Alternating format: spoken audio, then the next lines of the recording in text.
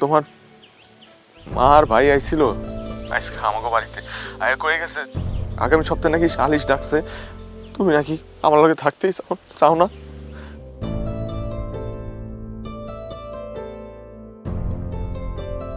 বারেক চাচা, এত বড় সিদ্ধান্ত নেওয়ার আগে একটু দেখেন না সুন্দর কোনো ফয়সালা করা যায় কিনা। ফয়সালা আবার কি করব? ফয়সালা যেটা হয় সেটা তো হয়েই গেছে। এইরকম একটা বাটপার জোচ্চোর মিথ্যাবাদী পোলার লগে আমি আমার মাইয়ারে রাখুম না, এটা সিদ্ধান্ত হয়ে গেছে। সিদ্ধান্ত যেহেতু আপনারা নিয়েই ফেলছেন, আমি আর তাহলে কি বলবো। কাজী সাহেব, কাবিননামা কত ছিল? 12 লক্ষ টাকা ছিল, 2 লক্ষ টাকা নগদ উসুল ছিল, আর 5 লক্ষ টাকা মেয়ের ভাই নিছে, আর 5 লক্ষ টাকা পাওনা আছে। আচ্ছা আসিফ, তোমার কাবিন বাবদ তো ওনারা এখনো 5 লাখ টাকা পায়, ওই 5 লাখ টাকা তুমি ওনাদেরকে পাওনা বুঝায় দাও।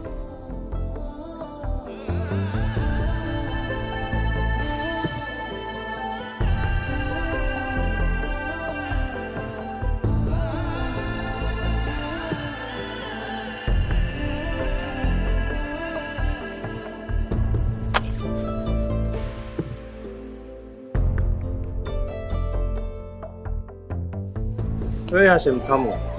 আগে শিউলিকে ডাকো। শিউলি আগে ডিভোর্স পেপারে সই করুক, শিউলির টাকা শিউলি বুঝে নিবে। হ্যাঁ হ্যাঁ, শিউ মা। ওঠ ওঠ কইতাছি, ওঠ ওঠ। দেন কাগজ টাইপ করেন। দেন কাগজ দেন। মা, এইখানে একটা সই করো। চুপ চুপ।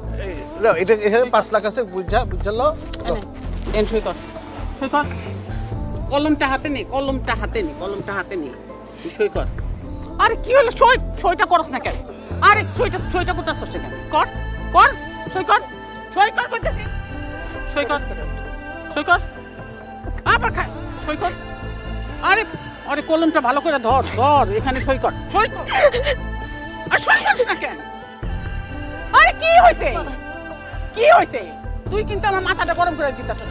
একদম গলা টিপা কিন্তু মাইরা আলাম। আম্মা তুই সই কর, সই কর, সই কর।